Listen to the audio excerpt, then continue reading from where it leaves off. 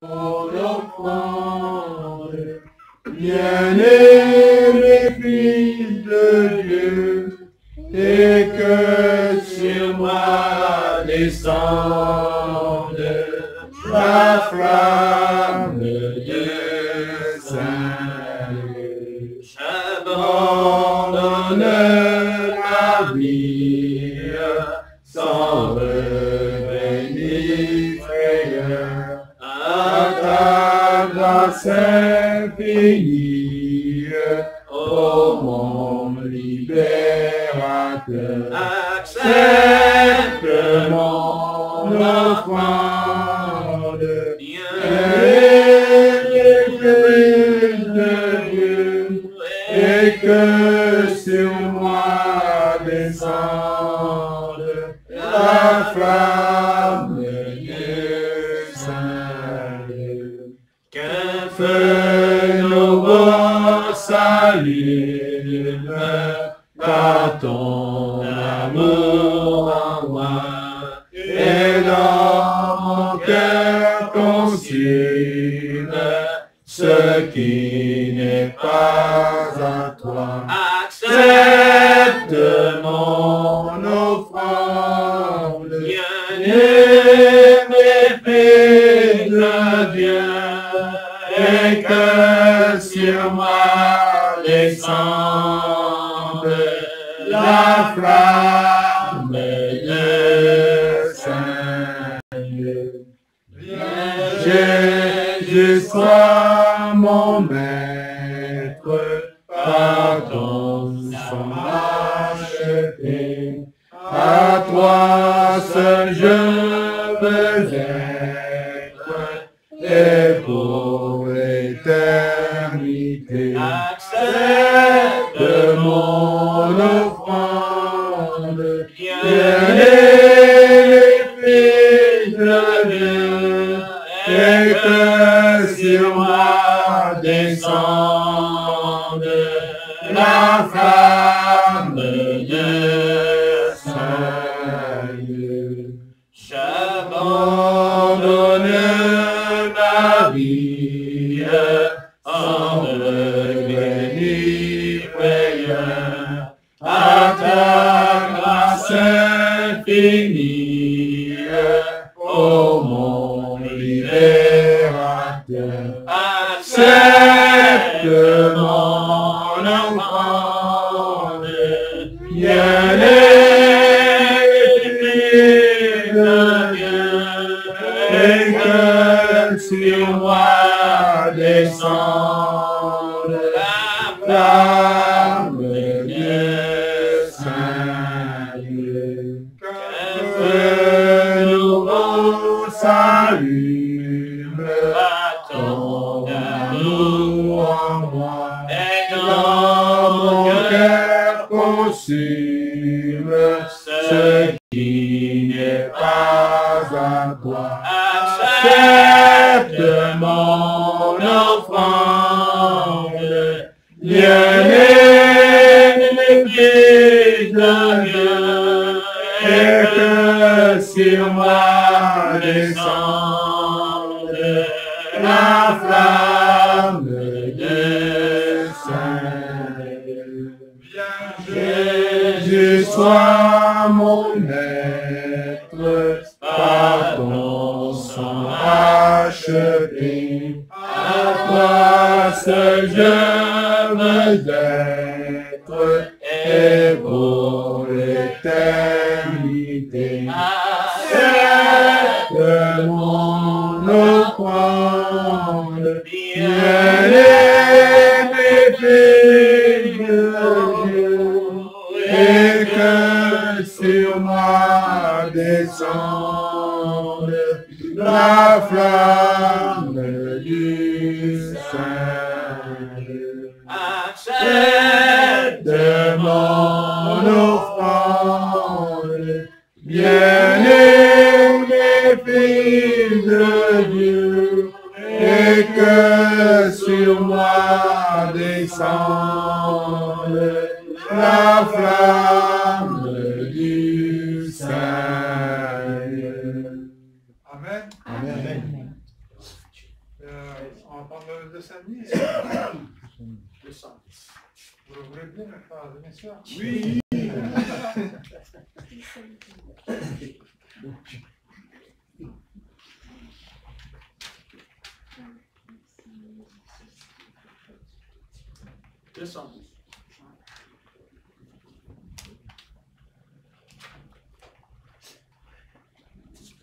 Je vis sans sous l'esclavage, dans la sombre nuit, à notre courage, déjà l'endeuil, oh, joyeuse espérance, voici la délivrance, nous connaissons la puissance de notre grand libérateur, et nous vous disons confiance, venez donner-lui votre cœur, que de larmes, que de chute, la sombre vie, voici la fin de vos luttes, déjà l'ennui, oh, joyeuse espérance, voici la délivrance, nous connaissons la puissance de notre grand libérateur, et nous vous disons confiance, venez donner-lui votre cœur. Entendez-vous la vie, cœur découragé, que pourrait votre énergie, pauvre naufragé, oh, joyeuse espérance, voici la délivrance, nous connaissons la puissance de notre grand libérateur, et nous vous disons confiance, venez donner-lui votre cœur. Sans cesse à nouveau vaincu, dans la sombre nuit, votre pauvre âme abattue, ne croit plus, connaissons la puissance de notre grand libérateur, et nous vous disons confiance, venez donner-lui votre cœur. Lui qui fait tomber nos chaînes et nous a franchis, voir aussi vos luttes avec dans la sombre nuit. Oh, joyeuse espérance, voici la délivrance, nous connaissons la puissance de notre grand libérateur, et nous vous disons confiance, venez donner-lui votre cœur. Amen. Amen. Amen. Amen. Gloire à Dieu. C'est bien. Gloire à Dieu. Merci, Georges. Je te remercie beaucoup. C'est très bien. Pour la gloire de Dieu. C'est bien. Gloire au Seigneur. Amen. Alléluia. Jésus. Alléluia. La grâce. Merci, Seigneur. Ah, Dieu tout-puissant. Maître du ciel, maître de la terre, maître des étoiles, maître des firmaments, auteur et donateur de la vie éternelle, par ton Fils, Jésus-Christ. Que peux-tu faire d'autre dans ce monde qui s'écroule comme une cabane, comme le dit le prophète Ésaïe au chapitre 1, à Israël, tu es une cabane dans un champ abandonné. C'est vrai, mais Seigneur Dieu, comment faire comprendre, nous qui sommes de simples gens, de simples êtres, sans instruction. Mais tu as mis en nous ce que nous appelons la puissance de l'esprit. Car c'est lui, l'esprit, qui planait, qui se mouvait au-dessus des eaux. Sans lui, le néant aurait continué, l'abîme serait demeuré, bien que tu ne l'as pas enlevé, mais tu l'as déplacé, parce que tu savais que l'homme allait tomber dans le péché, et que le péché aurait amené la ruine, la destruction sur la planète.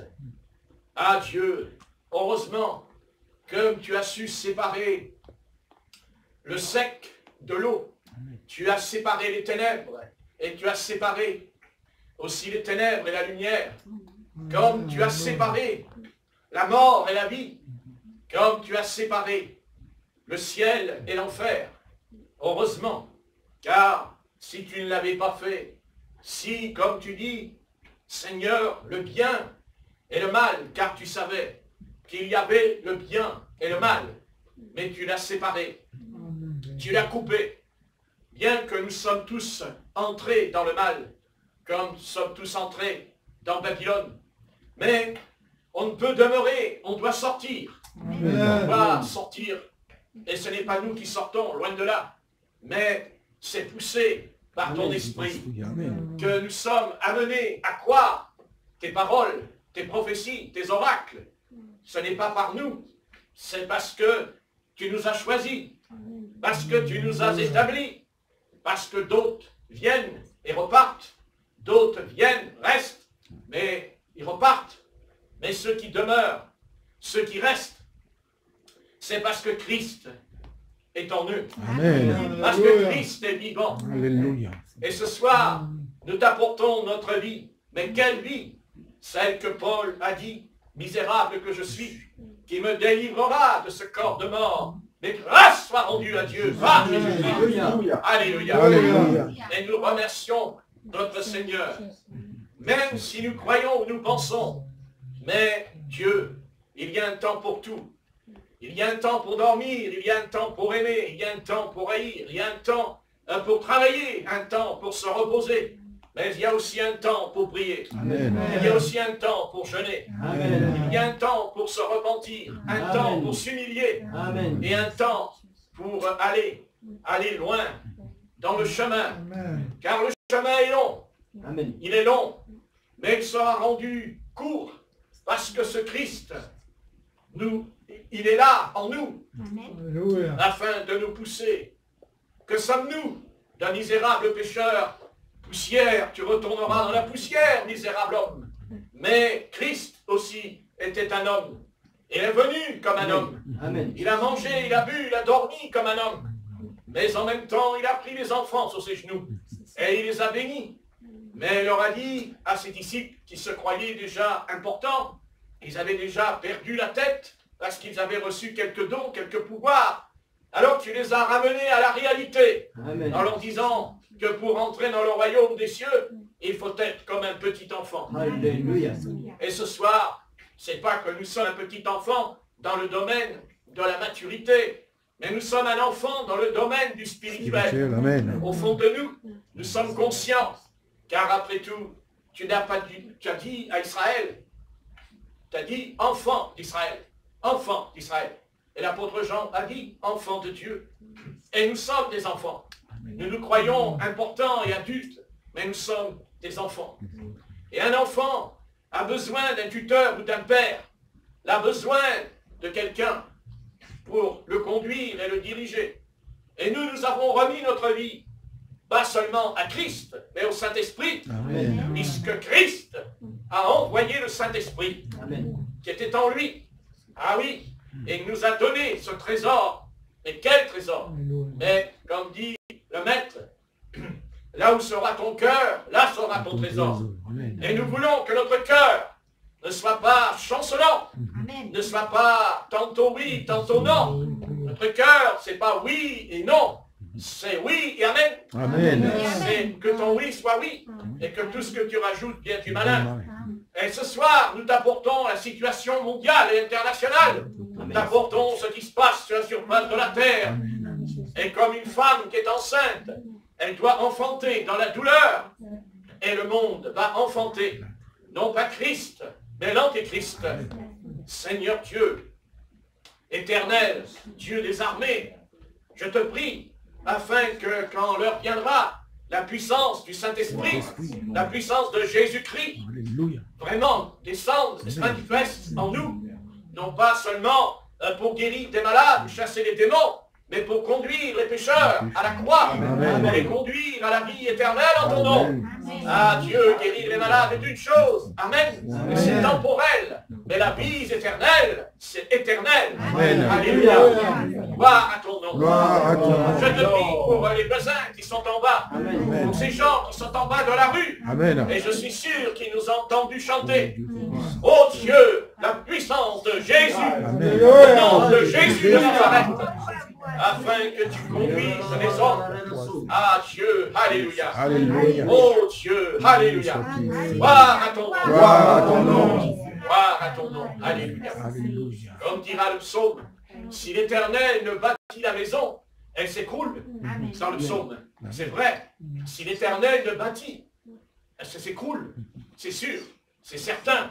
Mais ce soir, c'est vrai qu'en apparence, il semblerait que tout peut être, c'est vrai, en nous comme ça s'écroule, mais non, ça ne s'écroule pas. Amen. Parce qu'il y a les fondations, il y a le fondement, qui est la parole éternelle de vie. Parce qu'il y a la doctrine apostolique et prophétique. Parce que Dieu, nous avons la prophétie et nous avons la doctrine, non pas séparées, mais la doctrine sans la prophétie. La doctrine est une lettre morte. Et c'est pour ça qu'en Israël, il y avait les sacrificateurs, mais il y avait les prophètes. Et là, quand il n'y a plus de prophètes, il n'y a plus de vision. Quand il n'y a plus de prophètes, il n'y a plus de révélation. Car mon peuple meurt faute de connaissance et de vision. Alléluia. Alléluia. Oh Dieu, alléluia. Gloire à ton nom. N'as-tu pas dit, c'est vrai, l'Apocalypse, qui veut dire révélation de Jésus-Christ. Et ce soir, nous prions afin que l'Église soit réveillée. Amen. Non pas réveillée seulement pour taper des mains, sauter en l'air, ou parler en d'autres langues, ou prophétiser. Ça, ce sont des attributs, ce sont des manifestations. Mais le réveil, c'est autre chose. Le réveil, c'est quand on peut suivre Jésus-Christ. Car je peux prophétiser, parler en langue, et même faire des miracles au nom du Christ, mais pas le suivre. Et le message de la Bible, c'est que Christ a donné le don de guérison, le don des miracles à ses apôtres. Mais il leur a dit, toi, suis-moi. Alléluia. Alléluia. Gloire à ton nom. Le christianisme repose non pas seulement sur des prodiges et des miracles, il repose sur un fondement déterminé, où Christ vient vers nous, sur le bord du lac de Tibériade, et il dit, toi, suis-moi, toi, suis-moi, toi, suis-moi. Alléluia. Et ce soir, nous voulons écouter la voix du Christ, la voix de Jésus. Et elle dit toujours la même chose. Toi, suis-moi, que t'importe, suis-moi. Qu'importe le chemin, c'est suivre le Seigneur. Non pas suivre une idée, non pas suivre l'opinion d'une religion ou d'une dénomination, mais suivre une personne, un maître. Amen. Et ce maître, il s'appelle Christ. Ah oui, il s'appelle Jésus-Christ. Parce que quand il est venu, même quand il n'était pas encore sorti du sein de Marie, l'ange a dit cette chose, tu lui donneras le nom de Jésus. Pourquoi voulez-vous changer le nom de celui qui veut dire qui sauve et qui délivre? Il n'y a pas d'autre nom. Il n'y en a pas d'autre sur le ciel. Il n'y en a qu'un. Celui qui m'a fait passer de la mort à la vie, des ténèbres à la lumière. Alléluia. Alléluia. C'est le nom de Jésus-Christ. Pourquoi voulez-vous pas baptiser au nom de Jésus-Christ, alors que vous savez très bien que c'est dans ce nom que nous sommes sauvés? Car l'ange Gabriel l'a dit, tu lui donneras le nom de Jésus, car c'est lui qui sauvera son peuple et qui le délivrera de son péché. Comment je peux être libéré du péché? Libéré du péché qui tourmente mon âme et mon corps. Comment être libéré de la puissance de Satan et de l'enfer? C'est par le nom de Jésus-Christ. Alléluia. Alléluia. Le nom de Jésus de Nazareth. Gloire à son nom. Gloire à son nom. Gloire à son nom. Gloire à son nom. Gloire à son nom. Il reviendra. Il descendra dans Alléluia. Ils regarderont les nations Ils trembleront, ah oui, la terre tremblera, le ciel tremblera, le signe viendra. Amen. Jésus-Christ, Amen. le Fils de Dieu. Amen. Alléluia. Alléluia. Le monde peut renier cela. Gloire. Mais Christ accomplira sa parole, Amen. sa prophétie, car il revient. Quant à nous, eh bien, il est en nous. Et il n'a qu'un mot à dire. Et ce corps sera transmuté, changé Amen. dans un corps incorruptible. Alléluia. Comme il nous faut des années pour être spirituels, comme il nous faut des années pour suivre Jésus-Christ, mais pour ce qui est du changement dans l'enlèvement de l'Église, c'est un clin d'œil. Amen. En un instant, nous serons changés. Gloire à Dieu. Gloire à Dieu. Si Christ peut me changer en un clin d'œil mon corps, il peut aussi changer mon cœur. Amen. Il peut aussi changer mon âme. Amen. Il peut changer aussi mon tempérament et ma Amen. nature. Il peut le faire. Amen. Parce que nous le voulons. Amen. Parce que nous le voulons. Amen. Nous ne pouvons pas, mais nous le voulons. Amen. Alléluia. Alléluia. À partir de là, l'espérance est ouverte.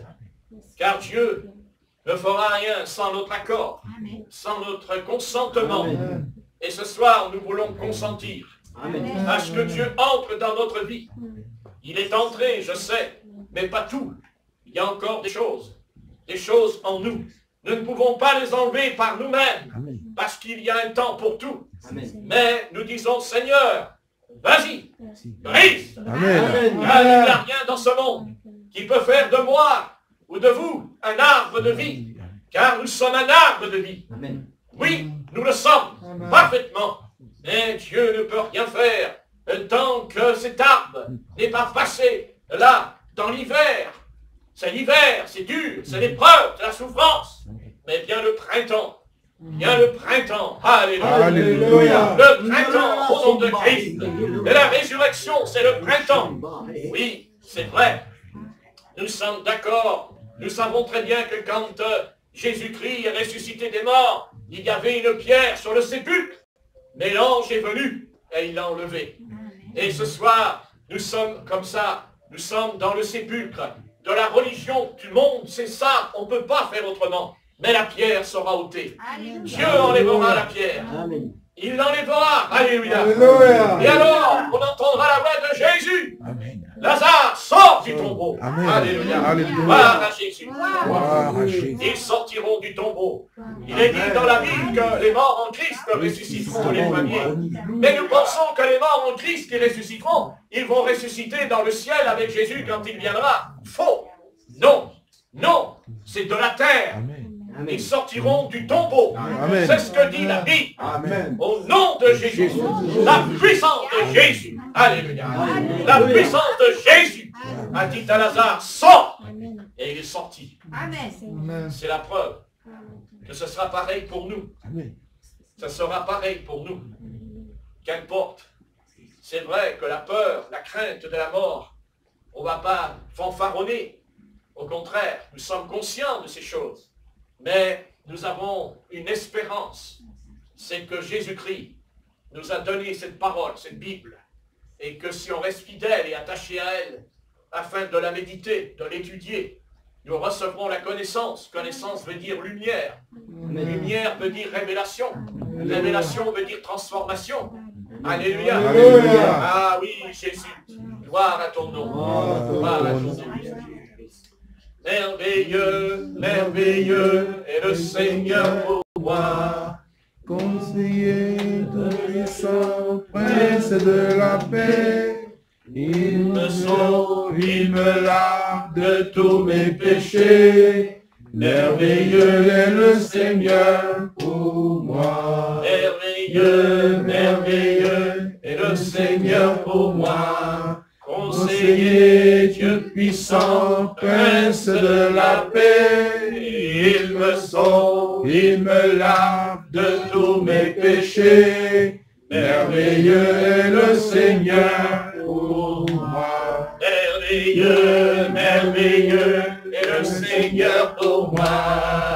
Conseiller, Dieu puissant, prince de la paix, il me sauve, il me lave de tous mes péchés. Merveilleux est le Seigneur pour moi. Merveilleux, merveilleux est le Seigneur pour moi. Conseiller, Dieu puissant, prince de la paix. Il me sauve, il me lave de tous mes péchés. Merveilleux est le Seigneur pour moi. Alléluia. Gloire à ton nom. Gloire à Jésus. Amen. Amen. Gloire à Dieu. On va ouvrir la Bible. Ça va, Rebecca? Ça va mieux, là? Formidable et caché. Oh, caché. Ah, c'est caché.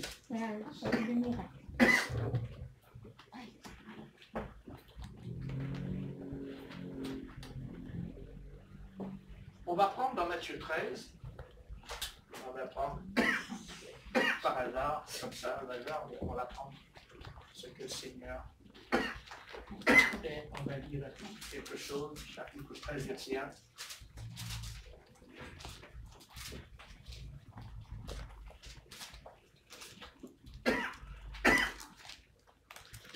Il est dit, ce même jour, Jésus sortit de la maison. Il s'assit au bord de la mer. Une grande foule s'étant assemblée auprès de lui, il monta dans une barque et il s'assit. Toute la foule se tenait sur le rivage. Il leur parla en parabole sur beaucoup de choses et il dit, un semeur sortit pour semer. Comme il semait, une partie de la semence tomba le long du chemin. Les oiseaux vinrent et la mangèrent. Une autre partie tomba dans les endroits pierreux, où elle n'avait pas beaucoup de terre. Elle leva aussitôt, parce qu'elle ne trouva pas un sol profond. Mais quand le soleil parut, elle fut brûlée et sécha, faute de racines. Une autre partie tomba parmi les épines. Les épines montèrent et l'étouffèrent. Une autre partie tomba dans la bonne terre. Elle donna du fruit. Un grain, 100, un autre, 60, un autre, 30. Celui qui a des oreilles pour entendre, entende. Les disciples s'approchèrent et lui dirent, « Pourquoi leur parles-tu en parabole ?» Jésus leur répondit, « Parce qu'il vous a été donné de connaître les mystères du royaume des cieux, et que cela ne leur a pas été donné. Car on donnera à celui qui a, et il sera dans l'abondance, mais à celui qui n'a pas, on ôtera même ce qu'il a. C'est pourquoi je leur parle en parabole, parce que en voyant, ils ne voient point, et qu'en entendant, ils n'entendent ni ne comprennent. Et pour eux s'accomplit cette prophétie d'Ésaïe, verset 14. Vous entendez de vos oreilles, et vous ne comprenez point. Vous regardez de vos yeux, et vous ne verrez point. Car le cœur de ce peuple est devenu insensible. Ils ont endurci leurs oreilles, et ils ont fermé leurs yeux, de peur qu'ils ne voient de leurs yeux, qu'ils n'entendent de leurs oreilles, qu'ils ne comprennent de leur cœur, qu'ils ne se convertissent et que je les guérisse. Mais heureux sont vos yeux, parce qu'ils voient, et vos oreilles, parce qu'elles entendent.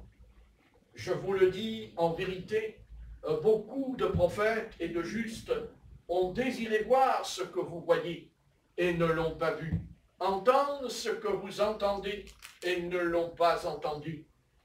Vous donc, écoutez ce que signifie la parabole du semeur. Lorsqu'un homme écoute la parole du royaume et ne la comprend pas, le malin vient et enlève ce qui a été semé dans son cœur. Cet homme est celui qui a reçu la semence le long du chemin. Verset 20. Celui qui a reçu la semence dans les endroits pierreux, c'est celui qui entend la parole et la reçoit aussitôt avec joie. Mais il n'a pas de racine en lui-même, il croit pour un temps, et dès que survient une tribulation ou une persécution à cause de la parole, il y trouve une occasion de chute. Verset 22. Celui qui a reçu la semence parmi les épines, c'est celui qui entend la parole, mais en qui les soucis du siècle et la séduction des richesses étouffent cette parole et la rendent infructueuse.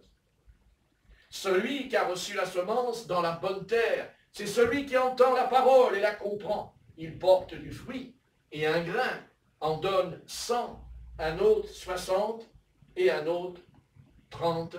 Amen. Amen. Gloire au Seigneur. Alléluia. Car il y a de quoi réfléchir pendant des années, car cette parabole, elle est valable pour les païens, mais aussi pour les chrétiens. Amen. Le Seigneur nous fait comprendre au travers de ce message que, en fait, il nous considère comme un champ, comme un terrain. Et bien sûr, il y a deux champs dans le monde. Il y a le champ du monde et il y a un autre champ, c'est l'Église. Dans le monde, il y a, à l'époque de l'Ancien Testament, dans le monde, il y avait les nations païennes et il y avait le peuple d'Israël. Après, quand Israël a tourné le dos à l'Éternel, car vous savez, on ne peut pas quitter l'Éternel sans lui tourner le dos. C'est évident. Hein, quand le jeune homme riche, quand le Seigneur est venu, hein, il nous a dit que le Christ lui a parlé en lui expliquant certaines choses pour lui, et il lui a tourné le dos. Et malheureusement, il lui tourne le dos, et le Seigneur l'aima, malgré cette attitude. Et je vous signale que tous ceux qui étaient autour de lui, autour du Christ, à ce moment-là, il n'est pas dit que les autres lui ont tourné le dos. Il est dit, ce jeune homme lui a tourné le dos. Il n'y en a pas deux, il n'y en a pas trois, il y en a un seulement. Et il tourne le dos. Et je pense qu'aujourd'hui, c'est pas les païens qui tournent le dos, parce qu'ils n'ont pas besoin de tourner le dos, les païens. Il y a longtemps que leur dos, il y a longtemps. Voilà. Donc c'est pas la peine, c'est pas pour eux. Quand le Christ nous parle, on est d'accord avec Jésus-Christ aujourd'hui. Il y a beaucoup d'églises, beaucoup de croyants sont d'accord. Le Christ est merveilleux, le Christ est fantastique. Voilà, j'aime le Seigneur. Voilà, c'est très bien, je vais à l'assemblée, je suis heureuse, heureuse. Et voilà, il ne faut pas oublier les femmes. Je suis heureuse, heureuse. Voilà, les enfants, tout ça. Mais c'est pas ça, c'est pas ça. Vous savez, si aujourd'hui le Seigneur venait et rentrerait dans les églises, je suis convaincu qu'il ne parlerait pas comme nous. Premièrement, le Christ, quand il parle, la chose est très simple dans son message, et vous remarquerez en lui quelque chose. C'est que quand le Seigneur donne une parabole, quand il enseigne, même ses apôtres, chaque enseignement de Jésus-Christ, chaque parole de Jésus, est toujours le même ton, le même raisonnement. C'est un peu comme dans une caverne, quand vous criez, vous faites « Oh !» Et puis, hop, il y a l'écho qui vient. Et quand le Christ parle, il y a toujours un écho chez lui. C'est-à-dire qu'il ne se contente pas de dire la chose « ça va ». Non, ça retentit une deuxième fois. Et quand le Seigneur parle dans la Bible, quand le Christ parle, que ce soit l'Ancien ou le Nouveau Testament, il y a une chose qu'on ne peut pas faire autrement. C'est que quand le Seigneur nous parle, quand le Seigneur s'adresse à nous, il va toujours nous demander quelque chose, un point particulier en nous. Peut-être que le voisin ne l'a pas, qu'on laisse tomber, qu'on abandonne.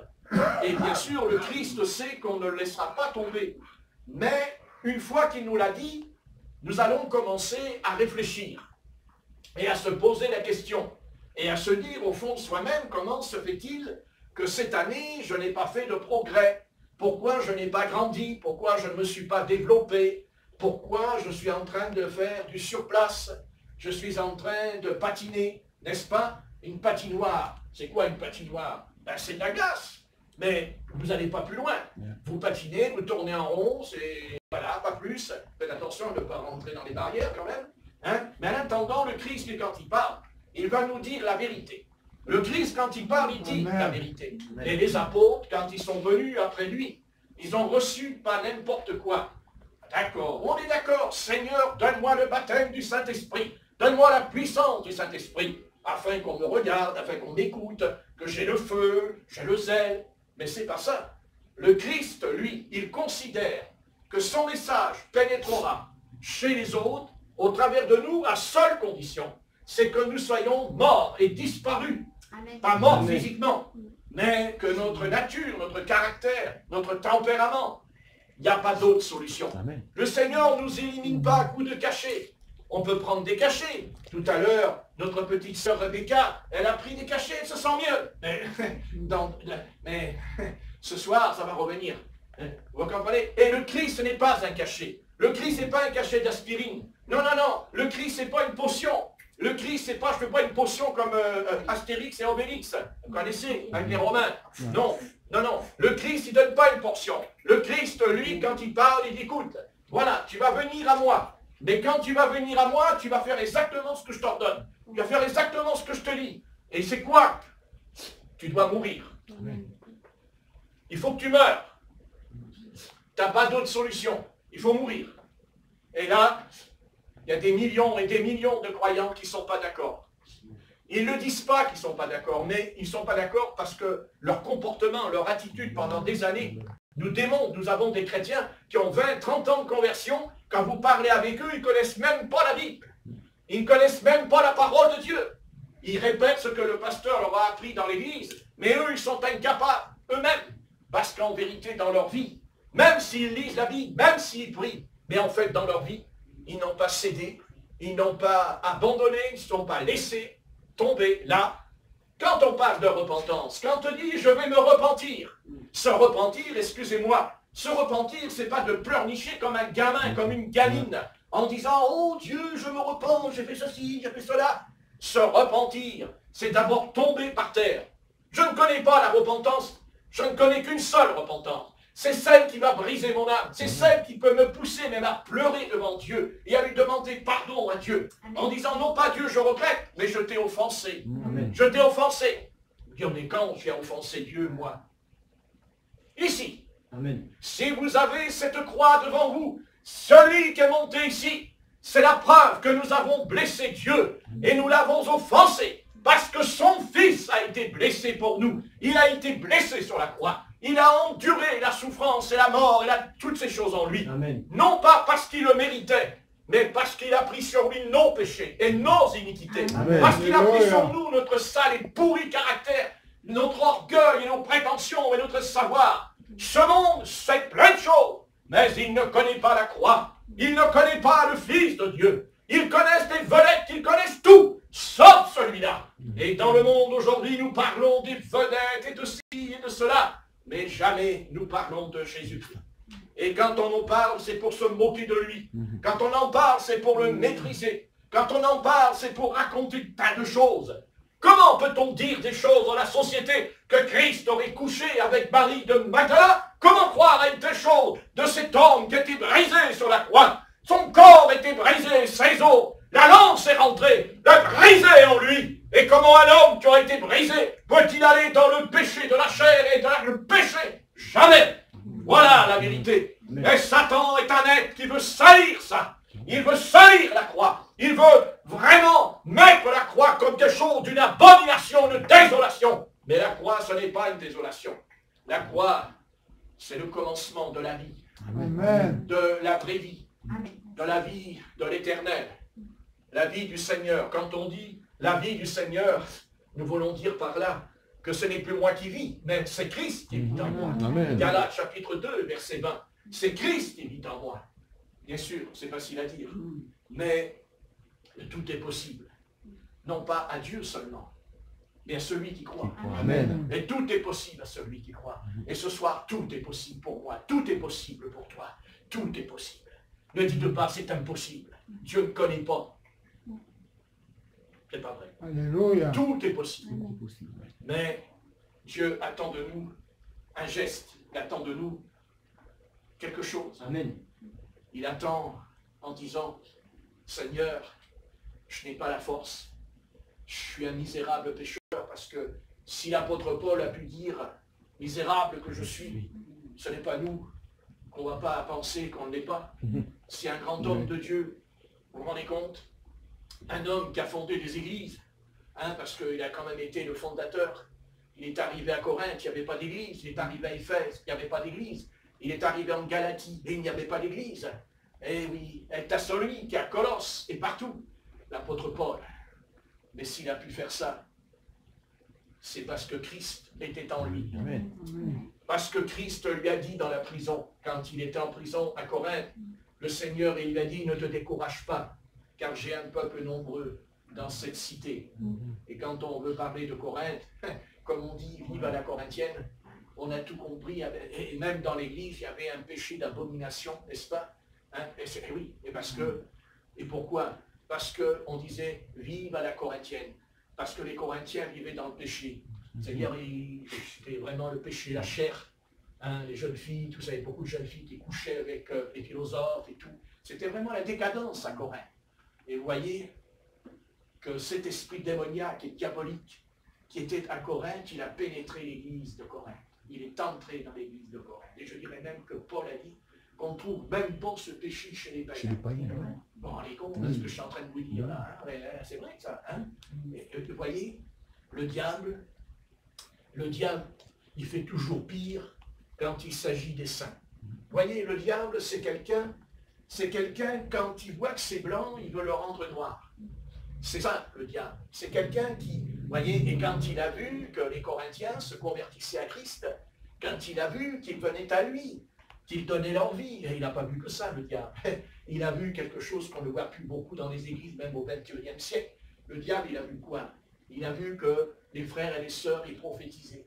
Il a vu que les démons étaient chassés. Il a vu qu'il y avait des amours. Et oui, tout ça, il l'a vu. Et c'est pour ça qu'il a tout fait. Vous voyez, il n'a pas fait tomber toute l'église de Corinthe. Il n'a pas fait tomber par terre l'assemblée tout entière. Il a simplement fait tomber simplement 2 personnes. Mais ce qui est plus grave, c'est que l'apôtre Paul leur a dit, c'est que, voulez-vous que je vienne avec une verge ou avec amour? Parce que pourquoi Paul a parlé si durement qu'il n'était pas dans sa nature? Parce qu'il a dit, non seulement il y a ce péché, mais vous l'approuvez. Et ça, c'était quelque chose de terrible pour le Saint-Esprit dans l'église de Corinthe. C'est qu'il y avait ce péché, mais eux, rien. Et il leur a dit, je viendrai. Et il leur a dit, je vous punirai. Mais il leur a dit, plus tard, quand vous aurez grandi, quand vous aurez appris à obéir, il y aura la punition. Vous voyez, l'apôtre Paul, il n'a pas dit, voilà, Dieu, il a fermé les yeux, il a puni que le frère qui a fait ça, parce que c'est un frère, n'est-ce pas, qui a fait ça. Non, il a puni le frère. Il a puni.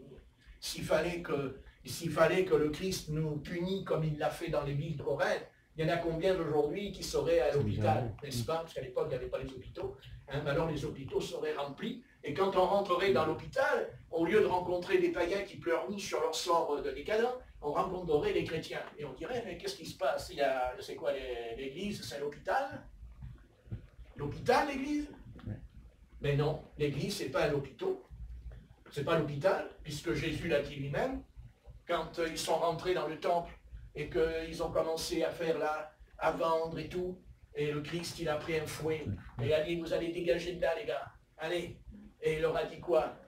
Vous avez fait de ma maison une maison de voleurs et de brigands, mais ma maison sera appelée une maison de prière et de guérison et de délivrance. Alléluia. Alléluia. Gloire à Dieu. Vous voulez la délivrance? Ça se passe dans l'église, mais pas n'importe quelle église. C'est pas l'église qui délivre, c'est Jésus-Christ qui est le chef de l'église. Mais Christ peut nous délivrer dans la mesure où il est en nous. Amen. Maintenant, si nous avons un petit Christ, nous aurons une petite guérison. Eh oui, voyons, il faut être juste. Quand on a un verre, on le remplit à moitié et il n'est pas rempli. Il faut le remplir. Et ce soir, le Christ, il ne dit pas, écoute, je vais te donner le baptême dans cet esprit, mais tu sais, je vais te donner un quart, je vais te donner un demi, hein, un demi, vous connaissez les demi, hein? Oui. Ah oui, ça fait rire quelqu'un là. Hein, c'est le demi, hein? Non, le Seigneur, quand il nous remplit, il dit pas, je te donne un demi, il te remplit, mais le Seigneur ne peut pas remplir le vase s'il y a autre chose dedans. Si dans le vase, il y a du vinaigre, le Seigneur ne peut pas. Il peut pas. Il peut pas de vinaigre. Est-ce qu'il n'y a pas du vinaigre dans nos vies? Est-ce que des fois, il n'y a pas du vinaigre en nous? Sachez que ce maître qui est monté sur la croix, on lui a tendu une éponge remplie de vinaigre, parce que ça soulageait. Et c'est vrai. Mais il a dit, j'en veux pas. Il n'a pas bu. Il n'a pas bu. Il n'a pas bu ce vinaigre. Parce qu'en lui, il n'y avait pas de vinaigre. Il y avait de l'huile. L'huile, l'esprit. C'est un homme, Jésus-Christ. C'est pas seulement un fils de Dieu, c'est un homme. On a oublié. On voit le Christ toujours, le Fils de Dieu. Non, Jésus de Nazareth, c'est un homme. Amen. Un homme comme vous, comme moi. Jésus, c'est un homme. C'est un homme qui était fatigué. C'est un homme qui s'est reposé au pied de Jacob. Mais spirituellement, il ne s'est jamais reposé. Jamais. Parce qu'il a rencontré la Samaritaine. Et il lui a parlé. Vous savez, mais le Seigneur, quand il parle, il sait ce qu'il dit. Vous savez, il y a des choses comme ça qu'on ne peut pas trop aller loin. Mais c'est vrai qu'il faut être juste au fond de nous-mêmes. Le Christ, il ne va pas de travers. Il va là où il faut aller. Et des fois, ça ne nous fait pas plaisir. Ça ne nous fait pas plaisir, mais à un moment donné, il faut apprendre à être honnête comme la Samaritaine. Quand il lui a dit la vérité, et il lui a dit, tu as eu 5 maris, et le mari que tu as maintenant, elle lui a dit quoi? C'est pas ton mari. Elle était avec lui, d'accord, mais le Christ a considéré que, eh bien, de toute façon, les 5 qu'elle a eus, de toute façon, ce n'étaient pas non plus des bons maris, puisqu'ils l'ont quitté, ils l'ont largué, ils l'ont abandonné. Il faut arrêter de dire que c'est la femme. Hein? Voilà. Mais vous voyez, tu as eu 5 maris, et le mari que tu as maintenant n'est pas ton mari. Vous voyez ce que je veux dire? Et même, ça peut s'adresser même à quelqu'un qui est marié. Écoutez bien. Même si on est marié, c'est peut-être pas votre mari. Amen. Non. Parce que je vais vous dire la vérité sur l'histoire du mariage. Vous savez, hier, je lisais Jacob, et quand il s'en va de chez son père, Isaac, il s'en va, il part, hein, il faut qu'il s'en aille, hein, il n'a pas le choix. Heureusement qu'il est parti, parce qu'autrement, sa vie allait s'arrêter avec l'autre, hein, parce que l'autre c'était un chasseur, donc il n'y aurait pas fait de cadeau. Et d'ailleurs, la preuve, c'est que même 14 ans plus tard, il l'a retrouvé, mais avant de le retrouver, il a eu peur. Hein, il ne menait pas large. Mais ce que j'ai aimé, hier, j'ai lu la phrase, elle m'a beaucoup plu. Il dit que Jacob arrive au puits de Laban. Hein, et il y a les bergères. Il y a les brebis. Et il dit que la pierre n'était pas encore roulée du-dessus le puits. Et Jacob a dit, mais comment ça se fait que vous ne faites pas boire les brebis? Et il a attrapé la pierre, il l'a enlevée. Et là, au loin, il y a une femme qui arrive. Oui, une belle femme, puisqu'il dit qu'elle s'appelait Rachel. Et il dit qu'elle était plus belle que Léa. Oui, elle était belle. Mais j'ai bien aimé aussi ce que l'Éternel a dit. Il dit, Dieu vit que Léa n'était pas aimée. Alors, elle tombe enceinte. Amen. Et la Rachel, elle a entendu. C'est profond. Mais ce que j'ai aimé chez Jacob, et c'est là qu'a commencé en lui, vous savez, le Christ, il nous transforme. Amen. Mais il se servira aussi de quelqu'un. Il prendra un instrument. Et c'est tellement beau ce qui s'est passé avec Jacob et avec cette femme Rachel qui était une épouse, pas une épouse, qui était vierge et tout comme il faut. Vous savez, il dit que Jacob a vu Rachel et il s'est baissé et il lui a baisé la main et il pleura. Il s'est mis à pleurer en embrassant la main de Rachel. C'est beau. Eh bien, c'est par là qu'a commencé pour lui le brisement. Et vous voyez, c'est pas seulement au torrent de Jabbok qu'il est brisé. C'est quand il va embrasser la main. C'est quand il embrasse la main. Hein, on va prendre dans la Genèse, s'il vous plaît. Ça n'a pas l'air comme ça, un petit bisou, hein? Ça fait effet, hein? Enfin, ça dépend du cœur. Il y a des hommes, des bisous, ils en ont, mais enfin, ça ne les change pas pour autant. Hein. D'ailleurs, ça les rend encore pire. On va lire dans la Genèse quand Jacob quitte Laban, quitte son père, Isaac. C'est le chapitre 29, merci, comme toujours. Si tu veux, je te donne les versets. Mais je suis d'accord. Non, mais j'ai le droit. Hein. Bon. Mais je suis tombée pile dessus. Ah si Dieu m'a parlé, alors est-ce qu'il vient cet après-midi pour moi hein. C'est comme ça. Il faut être honnête, au fond de soi-même, même si on doute encore. Et c'est normal qu'on doute. On est des êtres humains. Mais Dieu, lui, vous savez, quand il a une idée, il n'en sort pas. C'est pas comme nous. Genèse, chapitre 29, et c'est le verset 11. Alors, le verset 11. Ouais, regardez comme c'est beau. Regardez, on va lire même avant. Hein? Voilà. Tiens, lis-le, s'il te plaît. Verset 9. Oui. Il leur parlait encore lorsque survint Rachel avec le petit bétail de son père, car elle était bergère. Lorsque Jacob vit Rachel, fille de Laban, frère de sa mère, et le petit bétail de Laban, il s'approcha, roula la pierre de l'ouverture du puits et abreuva le petit bétail de Laban. Puis Jacob donna un baiser à Rachel et se mit à sangloter. Jacob... Non, c'est mal traduit.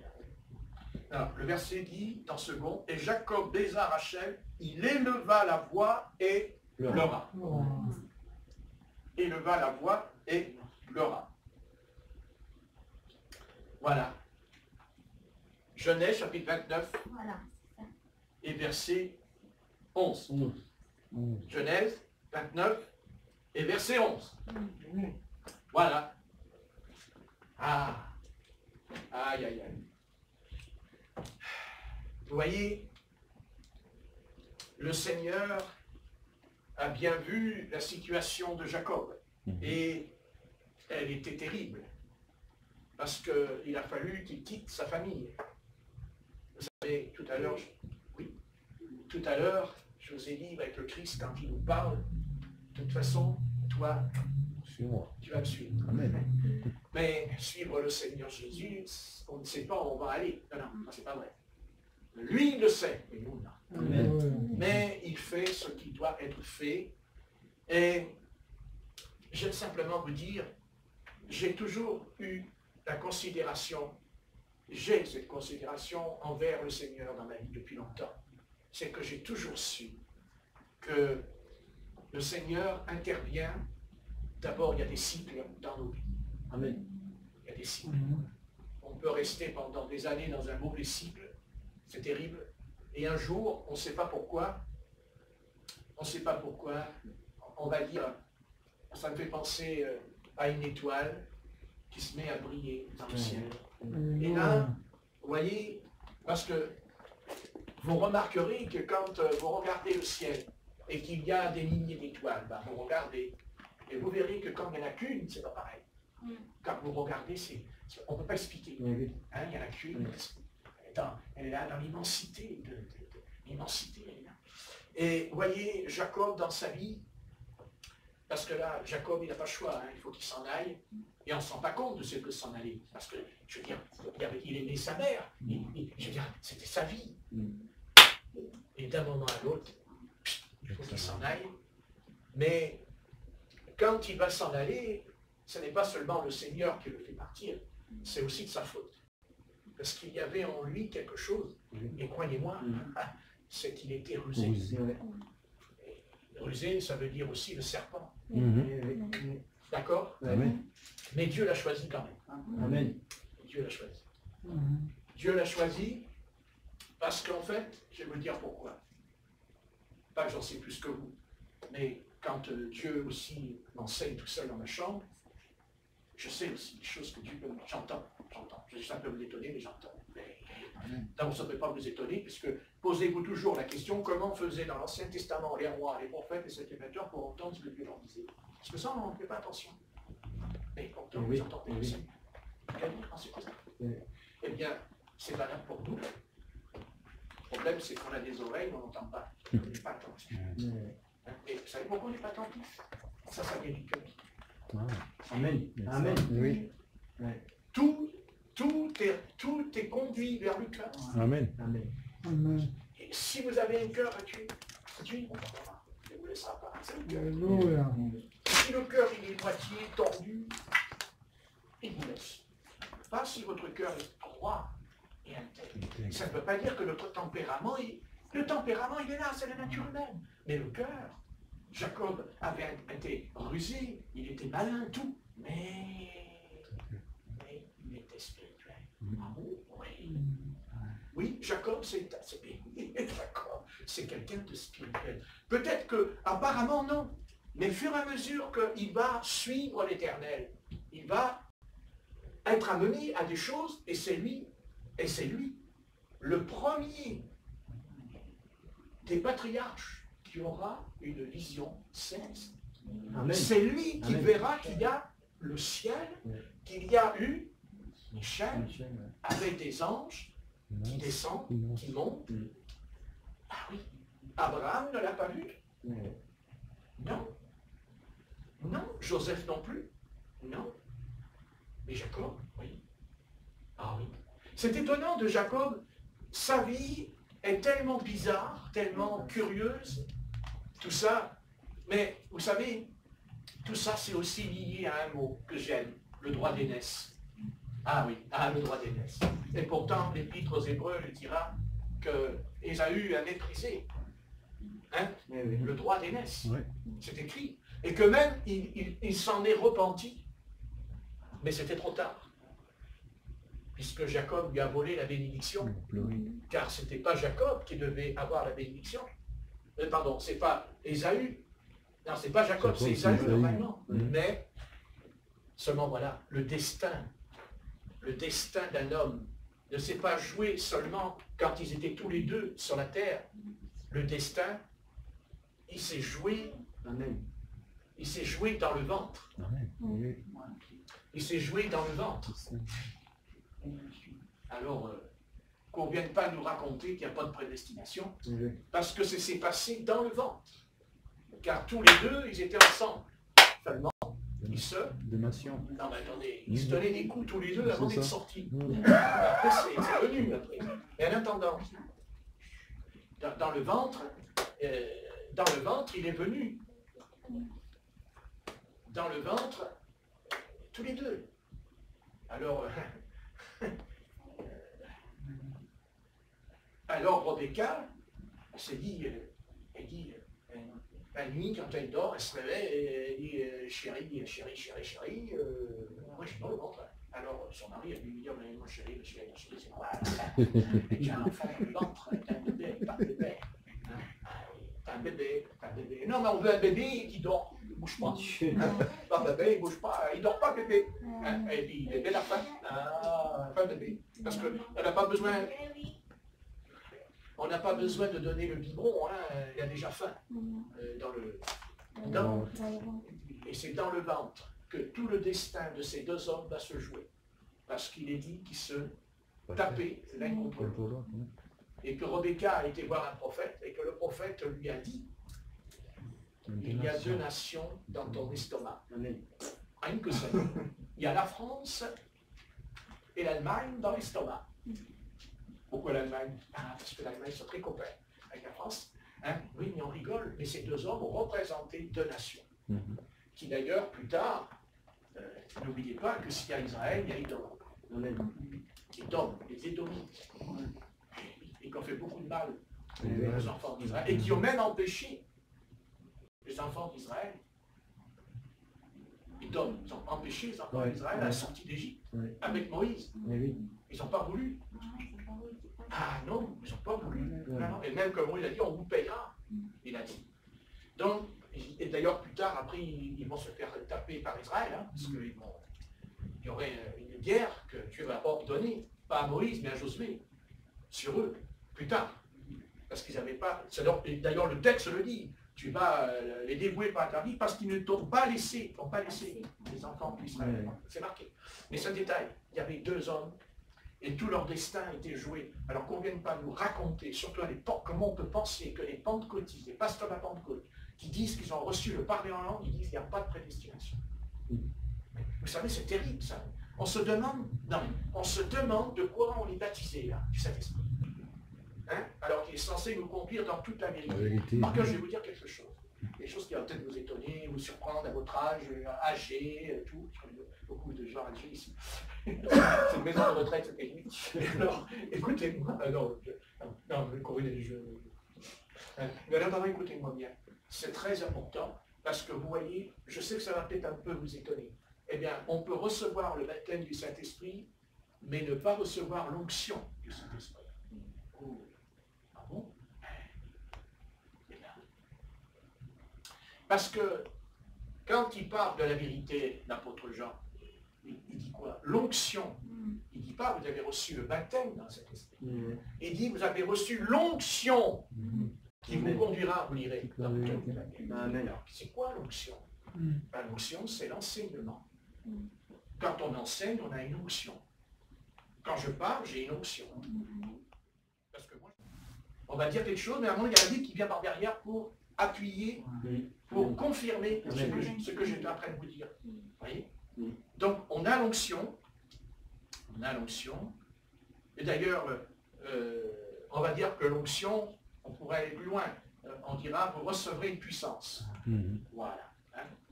Mais le Saint-Esprit surviendra sur vous. Car je vous signale quand même une chose qui est importante, c'est que dans Acte 19 et verset 5, quand l'apôtre Paul dit « Avez-vous reçu le Saint-Esprit ?» Ils disent « On n'en a jamais entendu parler ». Mais le texte dit que Paul leur imposa les mains et il dit « L'Esprit vint sur eux ». Pas en eux, vous lirez, sur eux. Acte 19, pas en eux. Ça m'a toujours étonné d'ailleurs. Sur eux. Et ils prophétisent. C'est marqué. Et ils prophétisent. Et ils parlent en langue. Les deux. Bien les deux. Hein? Ils prophétisent. C'est l'onction. Vous voyez, ils reçoivent une onction. Mais après, on ne sait pas ce qu'ils sont devenus quand même. Je veux dire, on ne sait pas. Est-ce qu'ils sont réellement convertis? On ne sait pas. On ne sait pas. Bon, il y a cette histoire. Et je pense qu'on peut recevoir une onction, mais ce n'est pas parce que j'ai reçu une onction que je suis converti. Ah non. Je peux ne pas avoir d'onction. Je peux ne pas avoir baptême dans cet esprit, mais je peux être converti. Ah bon? Oui. Se convertir, c'est accepter le Christ dans le sens qu'on va le suivre. On va le suivre, qu'importe la situation, qu'importe. On le suit. Parce que nous sommes scellés. Amen. Voilà.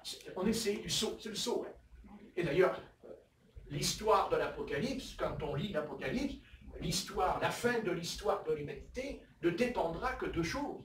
Soit tu seras scellé du sceau de l'esprit ou tu ne l'auras pas. Et si tu ne l'as pas, tu vas suivre l'Antichrist et tu vas suivre la bête. Et oui, parce que la bête, il dit, c'est un signe, une marque. La marque de la bête. Marque de la bête. Ah, mais non, mais bien aimé, arrêtons. Vous savez, il y a dans l'Église les délires spirituels. Ah, il y a, comme dira Paul, éloigne-toi des contes profanes et des vieilles femmes. À Timothée. C'est pas vrai? Voilà. Il lui a dit. Et aujourd'hui, quand il y a des vidéos là sur les ça, c'est n'importe quoi. Je mets en garde. La marque de la bête, ce n'est pas le sens d'un chiffre. Le chiffre, c'est un symbole. La marque de la bête, c'est une onction. Et quand on se convertit à Christ, quand on vient au Seigneur, on va recevoir l'onction. On reçoit l'onction. Cette onction, elle va nous sceller. Elle va sceller en nous la vérité. La vérité, parce que la question de l'onction, c'est la vérité. Et la vérité, c'est quoi? C'est ce que dit l'apôtre Paul dans Thessaloniciens au sujet de l'apostasie, au sujet de l'antéchrist. Ils ont reçu une puissance d'égarement. En grec, il est dit, ils ont reçu une énergie. Ils ont une énergie. Voilà. Et cette énergie, vous la trouverez dans beaucoup d'églises aujourd'hui. C'est pour ça que quand on parle en langue, ça, on dit, on sait qu'on a une énergie, on ne l'avait pas. On le sait. D'accord? Mais si cette énergie vient de Satan, car Satan est un imitateur, et est capable de manifester des choses très surnaturel. Car, vous savez, les hommes surnaturels, mais Satan lui dit quoi en surnaturel? Ou alors c'est tout le contraire. Soit il vous dit il n'y a pas de surnaturel, vous êtes plus sec que quoi, on va dire quoi, je sais pas qui est sec. Hein? Hein? Aaron. Il ne faut pas avoir peur, Alain. Aaron? Saucisson au sac. Non, ça c'est pas pareil. Tu vois, petit Patrick qui a son petit truc aussi. Ne vous inquiétez pas, j'ai laissé tomber. Non, j'ai vraiment laissé tomber ça. Le chocolat. Je sais que je peux le dire parce que c'est vérifiable, quand même. Voilà. J'ai pas dit qu'on ne peut pas en manger. Mais à un moment donné, il faut... Figatelle, bientôt. Non, mais moi, c'était 2 ou 3 d'un coup, hein, quand même. C'est pas mal, hein. Saucisson égale cochon. Enfin, restons sur le sujet. Nous avons reçu l'onction. Et l'onction, c'est la vérité. Amen. Et le contraire, c'est le mensonge. Car Thessaloniciens le dit, esprit de mensonge. De Satan, c'est le mensonge. Le mensonge. Et le monde dans lequel nous vivons ce soir, ça repose sur le mensonge. Tous les gouvernements sont des menteurs. Et je dirais même qu'on leur apprend à mentir. Le mensonge. Le monde est dans le mensonge. On vous demande le monde, c'est quoi le monde? Vous répondez, le monde, c'est le mensonge.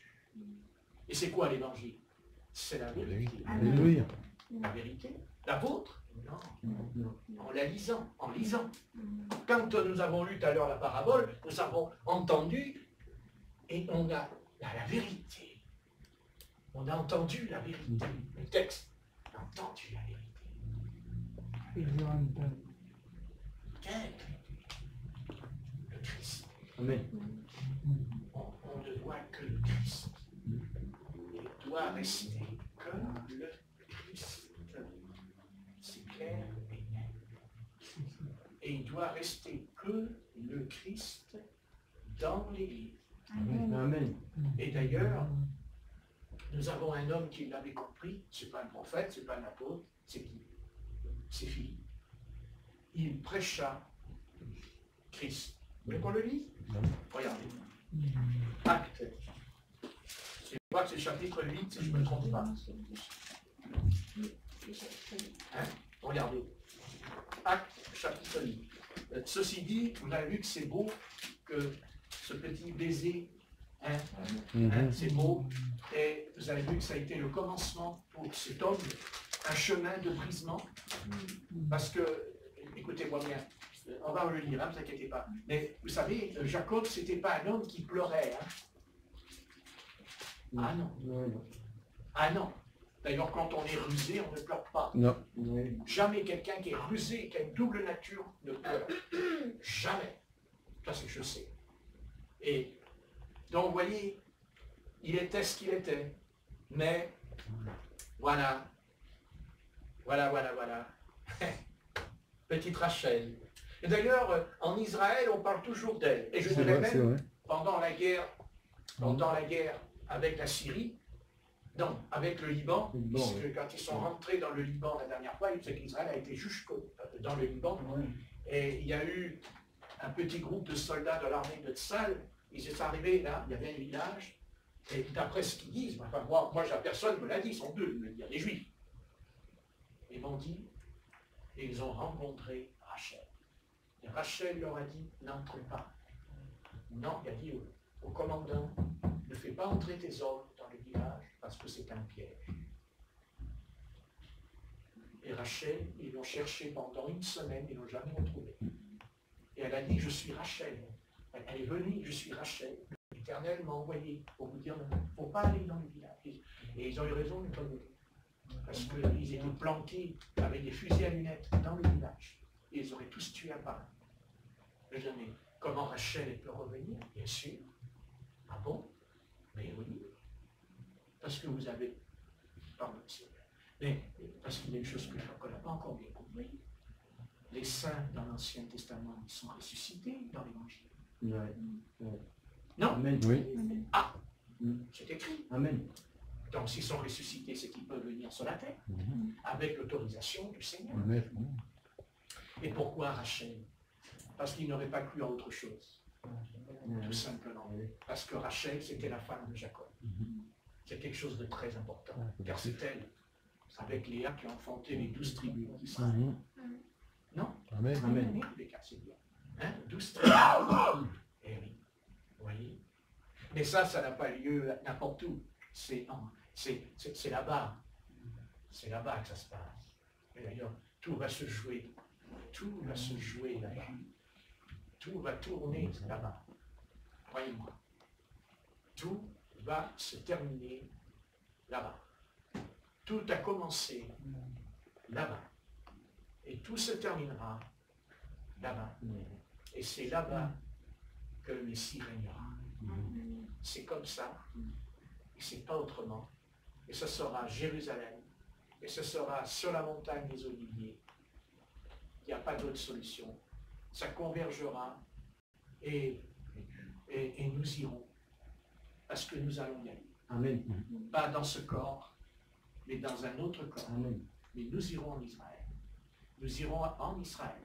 Nous poserons nos pieds avec le Seigneur en Israël. Non pas pour techniquer, car en face de nous, il y aura l'Antichrist avec son armée dans la vallée de Megiddo. N'est-ce pas? Ah oui, Armageddon. Et nous saurons, puisque c'est écrit, l'Éternel reviendra avec ses saints. C'est un petit prophète qui l'élu reviendra. Et nous reviendrons, c'est certain, nous viendrons avec l'Éternel. Et nous allons livrer une guerre. Vous savez, pas dans ce corps, pas dans ce corps. Pas là, pas celui-là. Adieu les angines et les rhumes. Nous allons avoir un autre corps. Vous savez, je crois que l'Église de Christ n'a pas encore bien compris cette histoire, que nous allons recevoir un autre corps. Et c'est très important, le corps. Le corps, l'âme, l'esprit. Mais notre âme a été sauvée, notre esprit a été sauvé, mais le corps, pas encore. Pas encore, puisqu'il est malade. Et parce qu'il meurt. Hein? Il meurt. C'est qu'il est malade, puisqu'il vieillit. Hein? Il n'est pas jeune. Il ne peut pas redevenir jeune. Il redeviendra par la résurrection d'entre les morts. Amen. Oui. Et vous dites, mais comment il va se faire l'enlèvement comme ça là? D'accord. Mais nous saurons qu'il y aura l'enlèvement. Nous allons être prévenus. Dieu parlera, le Saint-Esprit va descendre dans l'Église. Et Dieu va prendre des hommes. Et Dieu va dire quelque chose. Quelque chose que nous ne savons pas. Parce que ce n'est pas écrit dans la Bible. Ah bon? Ben oui. Au sujet des 7 tonnerres. Oui. Il dit, n'écris pas ce qu'on dit les 7 tonnerres. Hein? Sel. Sel. Amen. Et c'est qui les 7 tonnerres? C'est ça la question. C'est qui? Mais c'est 7 anges. Les 7 églises. Ben oui. Puisqu'il y a 7 anges. Et il dit qu'un ange est un messager. Et Dieu va dire quelque chose. Dieu va nous dire quelque chose. C'est certain. C'est certain. Il va nous dire quelque chose. Je ne peux pas vous dire. C'est comme ça va venir. D'un coup, ça va descendre dans la pièce et Dieu va parler. Mais directement, il va nous parler. Et en même temps, d'un seul coup, je dis bien d'un seul coup, ce corps, là, il va changer. À un moment donné, on verra l'apôtre Paul, on verra l'apôtre Pierre.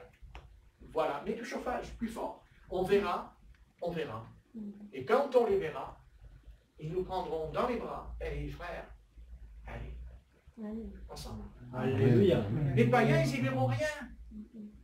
Les païens, ils ne verront pas. C'est un monde invisible. Nous allons rentrer dans le monde invisible. Amen. Ce soir, nous ne sommes pas dans le monde invisible. Il y a un écran. La matière. Voilà, la matière. Mais avant, Dieu va dire aux saints de l'Ancien Testament qui sont ressuscités et à tous ceux qui nous ont quittés et qui ont part à l'épouse, pas tous, qui ont part à l'épouse, ils vont venir. Là, peut-être au milieu de nous, ils vont venir ou dans la rue, d'un seul coup. Et c'est ça qui va déclencher la foi de l'enlèvement. Parce qu'on ne peut pas être enlevé comme ça. Comment voulez-vous qu'on soit enlevé comme ça, puisqu'on a, écoutez, on a à peine la foi pour la guérison. On a à peine la foi pour les démons. Alors je ne vois pas comment on va pouvoir être enlevé comme ça. Donc ça veut dire qu'avant l'enlèvement, nous allons rentrer dans une dimension extraordinaire. Pourquoi? Parce que ça, on en revient à Jacob et avec Rachel, en fait. Rachel, c'est qui? C'est l'épouse. Amen. C'est l'épouse. Amen. Amen. Et Jacob, c'est un type de Jésus-Christ. Amen. Et quand il enlève la pierre, qu'est-ce qu'il fait quand il enlève la pierre? Il va faire une chose. C'est parce que les brebis vont aller vers le puits pour boire.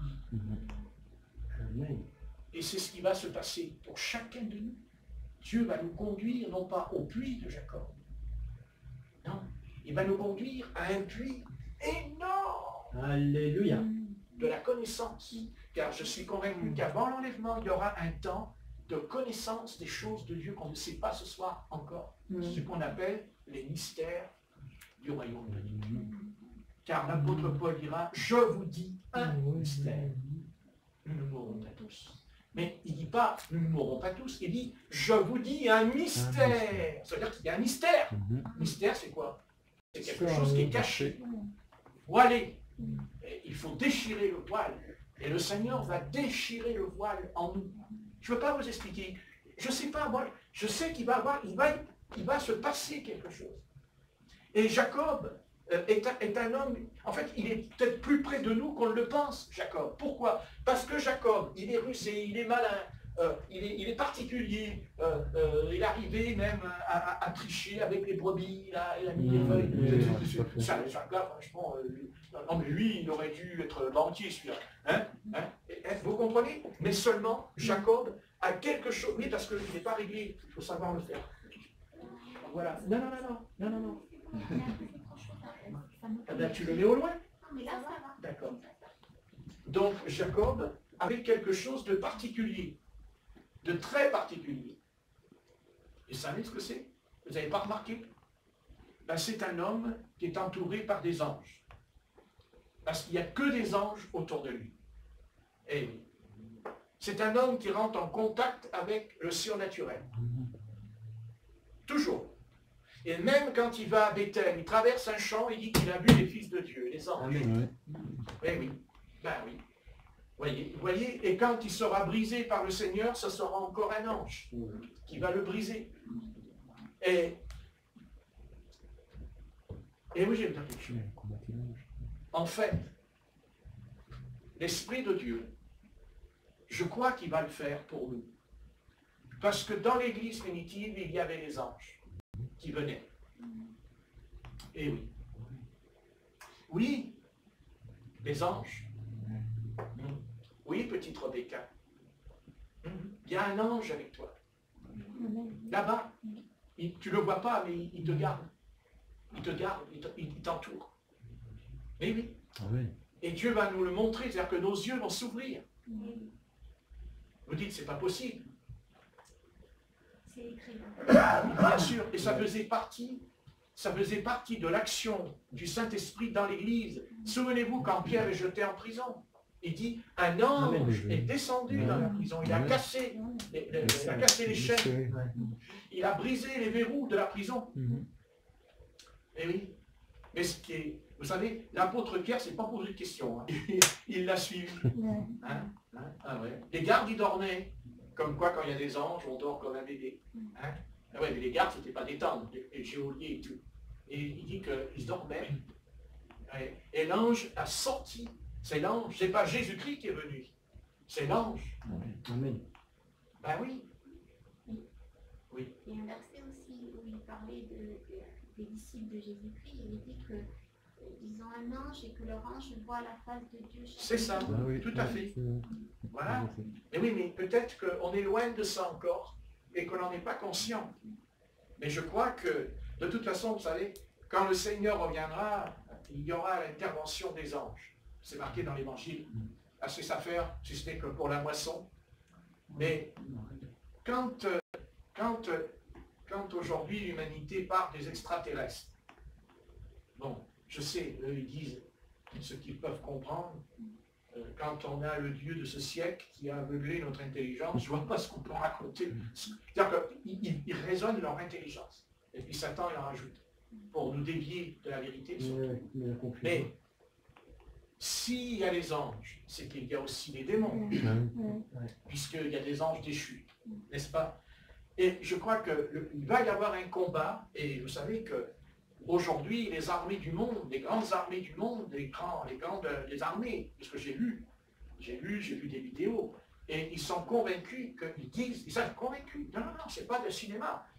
Il paraît que la Russie, les États-Unis, la France et tout, et la France, elle est beaucoup mêlée à ça en ce moment, ils disent qu'il va y avoir une attaque. Il va y avoir une attaque. Non pas des hommes, mais des choses d'ailleurs.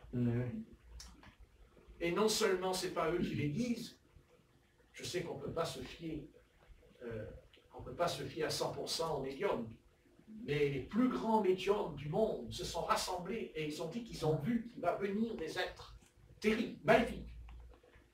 Ah oui. Et que les hommes vont combattre avec leurs armes, mais qu'ils ne gagneront pas le combat. Mais seul un petit groupe, mais ils ne peuvent pas dire qui c'est. Mais c'est l'Église. Amen. Mais c'est l'Église. Oui. Quelle est la nation au monde qui peut... Les démons. On pense que les démons, c'est que des esprits. Ils sont rendus esprits à un niveau pour le temps dans lequel nous vivons. C'est-à-dire que c'est grâce à l'évangile que justement ils ne peuvent pas faire ce qu'ils veulent. Mais les démons, ils sont déjà venus sur la terre. Croyez-moi, et il y en a même. Et qui même peuvent prendre une forme humaine. Ah oui, je sais que c'est pas... qui raconte pasteur. Non, je ne raconte pas des histoires. Je ne raconte pas des histoires. Ça va devenir... Vous savez, le combat, la lutte qu'il va y avoir avec cette histoire, il n'y a que les chrétiens qui seront remplis du Seigneur qui pourront faire face à cette affaire dans l'humanité. Et ce sera ce rôle qui va venir. Et c'est ce qui nous propulsera dans l'enlèvement d'ailleurs. C'est ce qui nous amènera à partir. Parce qu'à un moment donné, ils voudront nous détruire. Et c'est là que Dieu va changer notre corps. Ils ne pourront pas nous détruire. Parce que le corps va être changé. Et l'enlèvement, ce n'est pas quelque chose qui va se faire comme ça. C'est pas vrai. Il va y avoir un combat. L'Apocalypse le dit qu'ils vont venir. Et il nous explique comment ils sont même. Et ils viendront. Joël le dit. Ils viendront. Oui, ils viendront. Oh oui, qu'ils vont venir. Ils sont peut-être déjà là. On ne les voit pas. Parce que Dieu a mis un nuage. Il y a un écran. Vous ne pouvez pas voir. Mais ils sont déjà là. D'ailleurs, c'est peut-être pour ça que les maisons, elles tombent par terre aussi. Mais ils sont là. Vous ne savez pas, ils sont là. Pendant que je parle, ils sont là. Il y a un combat là pendant que je parle. Pendant que je parle, il y a un combat entre l'armée du Seigneur et eux là. Il y a sa bataille là. Il y a un écran. Parce que c'est pas l'heure. C'est pas le moment encore que l'humanité entre dans cette dimension. Mais Dieu va ouvrir l'abîme. Il va ouvrir l'abîme. Car il est dit qu'ils sont enfermés dans un abîme, mais qu'ils vont sortir de l'abîme. Et Dieu, c'est parce que Dieu, il a cloué, il a fermé l'abîme.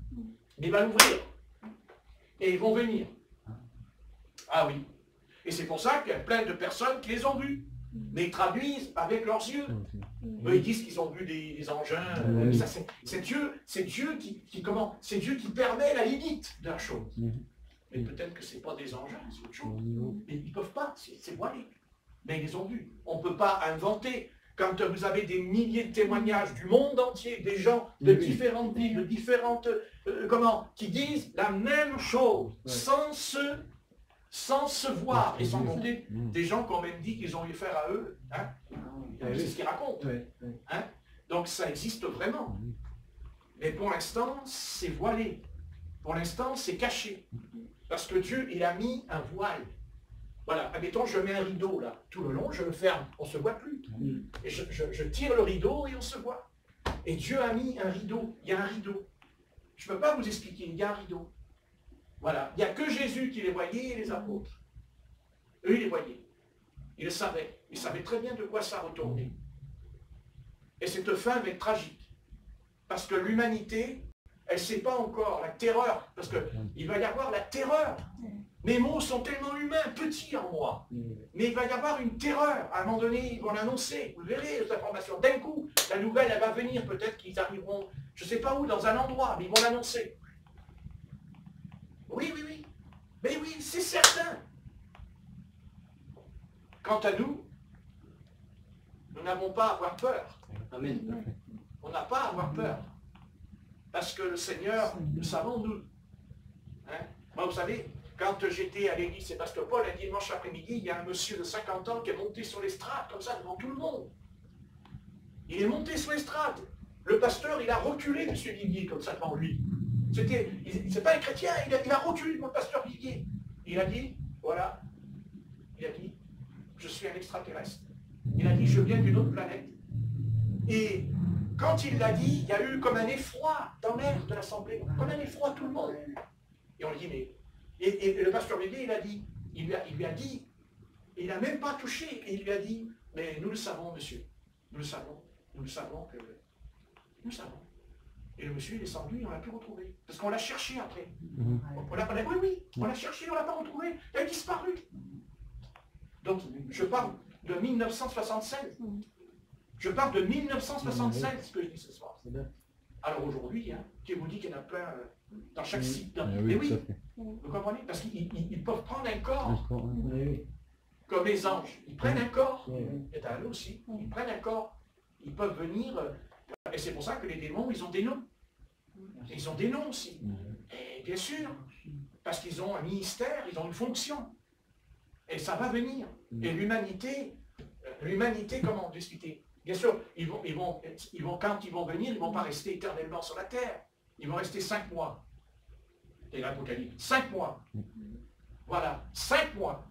Et dit qu'ils chercheront la mort et ils ne la trouveront pas. L'humanité. Et ça va être terrible. Heureusement que c'est 5 mois. Heureusement.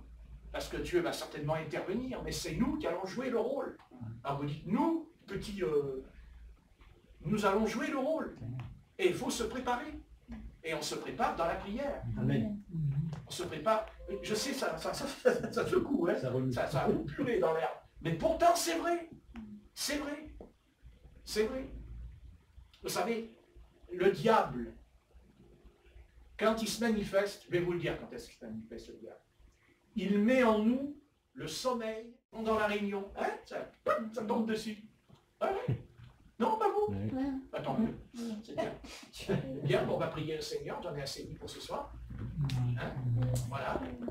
Voilà, tâchons d'être réveillés, d'avoir le réveil. Eh bien, notre Père qui est saint, ce monde est un monde qui ne sait pas encore, ne connaît pas encore, à moins que les grands et puissants de la terre savent et sont au courant de certaines choses, mais on leur a donné l'ordre de se taire.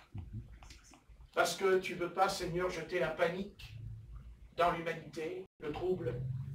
Mais nous savons, nous, d'après l'Apocalypse, qu'un événement qui n'est pas ordinaire et qui va venir sur la terre, Seigneur, je sais qu'ils sont là, j'en suis convaincu, et je dirais même que je vais choquer l'humanité en disant que c'est l'Église catholique romaine qui va les recevoir, qui va les accueillir, et qu'ils vont faire ce qu'ils ont à faire avec eux, car cette Église catholique romaine le sait, elle est au courant, et je dirais même qu'elle en sait plus que les savants dans ce domaine, car sous le Vatican, il n'y a pas seulement que des prières, il y a autre chose, mais c'est tenu secret. Mais quant à nous, comme le prophète Élisée, quand le prophète Élisée dira, regardez ce chien qui vient pour me couper la tête, il savait, le prophète, il savait. Personne ne le savait, mais Élisée le savait. À tel point que le roi était troublé, car il disait, mais comment il sait ce que j'ai dit dans la chambre? Comment il est au courant? Comment il peut savoir, Élisée, ce que j'ai dit dans la chambre? Parce que c'est l'Esprit Saint. C'est lui qui parle. C'est lui qui fait retentir cette voix intérieure dans notre esprit, dans notre âme. Et je sais très bien, Seigneur, que l'Église catholique romaine Oh, c'est terrible. C'est terrible, cette Église. Elle est terrible. Et c'est elle, encore elle, qui fera parler d'elle, car elle n'a pas dit son dernier mot, cette Église catholique romaine. Elle va aussi faire ce qu'elle a à faire, surtout contre nous, car son objectif, c'est la destruction de tous ceux qui ne sont pas dans son sein, car Dieu, le but, c'est de retourner dans le sein de Rome. Mais nous n'irons pas, Amen. parce que nous sommes sortis, car nous considérons Rome comme étant Babylone dans l'Apocalypse. C'est vrai. Et l'apôtre Jean a été sage, parce que quand il dit quand il parle de Babylone, en vérité, il parlait de Rome. Il parlait de la cité romaine, mais il ne pouvait pas le dire à l'époque. Mais il fallait qu'ils fassent attention à ce qu'ils disent. Et il fallait qu'ils soient très prudents dans leurs propos. Alors ils ont dit Babylone, tout simplement. Mais c'était Rome. C'était Rome. C'est de Rome que viendra la calamité, c'est de Rome que viendra la souffrance. C'est là que viendra le combat et la lutte contre la véritable Église, contre la véritable assemblée du Seigneur. Car elle n'a jamais renoncé à cette lutte et à ce combat, mais elle sait que par elle-même, elle ne pourra pas gagner le combat, elle aura recours à des choses qui dépassent notre entendement. Et même le chef de cette Église a dit qu'il les baptiserait quand il viendrait. Comment un homme peut dire qu'il va baptiser ces gens-là qu'il n'a jamais rencontrés, qu'il n'a jamais vus? Mais parce qu'il sait, parce que Satan lui a dit, parce que Satan siège sur le trône. C'est là, ô Dieu, que se trouvent les réponses aux combats et la lutte. Et dans ce monde qui se dissout, ce monde qui, Seigneur, ne tourne pas rond, en vérité, je sais qu'à un moment donné, l'Église catholique romaine va venir. Elle va venir, et elle dira ce qu'elle a à dire. Et comme l'humanité sentira qu'il n'y a pas d'autre solution, ils se tourneront vers elle, parce que celui qui va venir sortira d'elle. C'est de là, ô Dieu, que viendra la séduction et le mensonge de toute l'humanité. Car qui peut mieux tromper les hommes? Qui peut mieux tromper les êtres humains si ce n'est quelqu'un qui se dit religieux, qui se dit être envoyé par le Seigneur? Qui peut tromper les nations si ce n'est que lui, puisqu'il est assis sur un trône? Parce qu'il est une nation, et cette nation s'appelle le Vatican, qui fait 40 hectares de superficie. Mais quelle puissance, ce petit État! Alors, Seigneur éternel, tu poses tes mains et tu nous conduis, non pas pour haïr les catholiques, non pas pour ne pas avoir d'amour pour eux. Au contraire, nous prions pour eux, afin que s'il y en a quelques-uns qui peuvent comprendre et sortir de cette Babylone, la grande Babylone, qu'ils viennent à toi, afin d'être sauvés. Seigneur, parle-leur, sors-les de là, car je sais très bien que le combat et la lutte, je ne me fais aucune illusion depuis bien longtemps que je te connais, Maître. Tu m'as toujours prévenu dans cette affaire. Tu m'as toujours dit, ce n'est pas terminé. Tu m'as toujours dit, ne crains pas la Russie, ne crains pas le roi du Nord, ne crains pas les États-Unis, mais crains Rome. Crains-la, parce que c'est elle qui a détruit mes enfants. C'est elle qui a anéanti mes enfants. Elle les a fait passer par le feu, par le bûcher. Elle les a crucifiés même sur des croix. Il faut faire attention. Ne nous trompons pas d'ennemis, car notre véritable ennemi, c'est ceux qui se font passer pour des chrétiens et qui ne le sont pas. C'est là vient la tromperie et la séduction.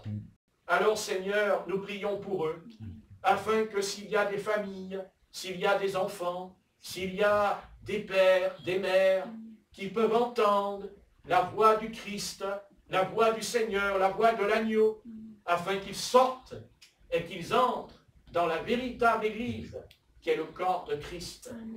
Nous te remercions. Je ne suis pas là pour combattre les catholiques. C'est pas vrai. Je ne combats pas les catholiques, et pas plus que je combats les musulmans. Je combats le système. Je combats les esprits qui sont derrière le système, qui n'ont qu'un seul but, c'est de tuer les enfants du Seigneur. de détruire les enfants de la lumière. Alors Seigneur, garde-nous fidèles, afin que quand viendra la persécution, car elle viendra la persécution. Mais oui, elle viendra, je la sens, elle vient, elle n'est pas loin de nous, elle est plus près que nous pourrions le penser, car tout ce qui se passe aujourd'hui, toutes ces choses nous conduira tôt ou tard à l'avènement de l'Antichrist et avec son Église, car l'Antichrist a une Église, parfaitement, il l'a depuis des siècles d'ailleurs, et elle n'est pas morte, elle est blessée, mais la blessure sera guérie, et elle reviendra. Et c'est pour cela, Père, ceux qui t'appartiennent resteront jusqu'au bout, car suivre le Seigneur, tant que tout va bien, tout le monde peut le faire, mais quand viendra l'heure de la tentation, quand viendra l'heure de la séduction, quand viendra l'heure de la grande tribulation, quand viendra le moment du choix, peut-être que certains d'entre nous, peut-être moi-même, c'est pas sûr que je vais tenir devant cette histoire. Mais je te fais confiance. Et je m'appuie sur ta parole qui est la vérité, car elle est la révélation de Jésus-Christ du commencement à la fin, de la Genèse à l'Apocalypse. Elle est la révélation de Jésus-Christ. Et que chacun d'entre nous se tienne prêt, afin que quand le moment viendra, nous puissions ne pas avoir peur ou s'enfuir ou renier, mais aller de l'avant en disant, Seigneur, je suis prêt à mourir pour toi. Est-ce que nous sommes prêts à mourir? Est-ce que nous sommes prêts à mourir? Est-ce que nous sommes prêts à se faire arrêter par les forces de l'ordre? Est-ce que nous sommes prêts à ce qu'on nous mette des menottes et qu'on soit jugé dans un tribunal et jeté en prison à cause de la vraie foi qui est en Jésus-Christ? Est-ce que nous sommes prêts? Ce n'est pas sûr. Alors nous voulons nous préparer en éliminant déjà en nous ce qui fait obstacle à ta pensée et à ta volonté ce soir, afin que nous soyons brisés par ton esprit, non pas brisés par un frère, non pas brisés par une sœur, mais brisés par l'Esprit de Dieu, car c'est lui qui opère en nous le vouloir et le faire. Merci Père Céleste, parce qu'à toi appartient la gloire, l'honneur et la louange, au siècle des siècles. Amen. Amen. Amen. Amen. Amen. Gloire à Dieu. Voilà, c'est un peu spécial, je reconnais.